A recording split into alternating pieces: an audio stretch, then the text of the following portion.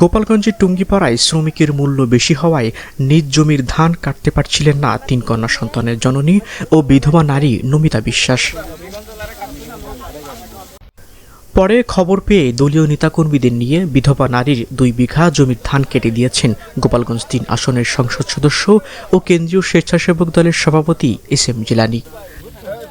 আমার 3টে মেয়ে, আমার স্বামী মারা গেছে। একটা কিষেনের দাম 1200 টাকা। 1200 টাকা দিয়ে একটা কিষেন কিনে আমি ধান কাটতে পারি না। MP সাহেব আমার ধান কেটে দিয়েছে লোক নিয়ে। আমার অনেক উপকার হয়েছে। বুধবার সকাল 6টা থেকে বেলা 11টা পর্যন্ত উপজেলার গোপালপুর ইউনিয়নের গুয়াদানা গ্রামের বিধবা নারী নমিতা বিশ্বাসের 2 বিঘা জমির ধান কেটে দেন তিনি। ছেলে ধান কাটা, ধান রোয়া, হাল চাষ করা, এখন তো হাল নাই, এগুলো করে আমি অভ্যস্ত। পাট কাটা, হ্যাঁ, এই কৃষি কাজ করেই রাজনীতিতে সম্পৃক্ত।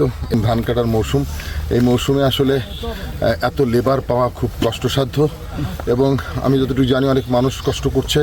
তারা টাকা দিয়েও কোনো লেবার খুঁজে পাচ্ছে না। 1100 থেকে 1200 টাকা একজন লেবার নিতে হচ্ছে, তাও পাওয়া যাচ্ছে না। সেজন্য আমরা উদ্যোগ নিয়েছি আমাদের দল থেকে যে গরিব অসহায় যারা কিষাণ কিনতে পারছে না, সামর্থ্য নাই, তাদেরকে ধানটা কেটে আমরা যদি বাড়িতে দিয়ে আসতে পারি কিছুটা হলেও মানুষ উপকৃত হবে।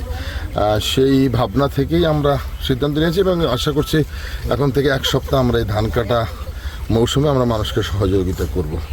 এটাই আমাদের প্রত্যাশা, মানুষ যাতে তার সারা বছরের যে রুজি এই ধান দিয়েই সারা বছর সে খাবে, ভাত খাবে, সেজন্য এই ধানটা যেন স্বাচ্ছন্দ্যভাবে সে তার ঘরে তুলতে পারে।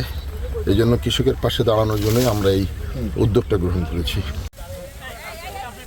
এ সময় টুঙ্গিপাড়া উপজেলা বিএনপির সভাপতি শেখ সালাউদ্দিন আহমেদ, সাংগঠনিক সম্পাদক মুক্তার মোল্লা, খালেদ বিশ্বাস, পৌর বিএনপি সভাপতি এমদাদ মোল্লা, সাধারণ সম্পাদক জিহাদুল ইসলাম বাবু, সাংগঠনিক সম্পাদক গোপাল সরকার, পাটগাথী ইউনিয়ন বিএনপির সভাপতি নান্টু শেখ, গোপালপুর ইউনিয়ন বিএনপি সাধারণ সম্পাদক দীপক চন্দ্র মণ্ডল, উপজেলা যুবদলের সদস্য সচিব আমিনুল ইসলাম, স্বেচ্ছাসেবক দলের সাবেক আহ্বায়ক জসিম শেখ সহ অঙ্গ সংগঠনের নেতাকর্মীরা উপস্থিত ছিলেন।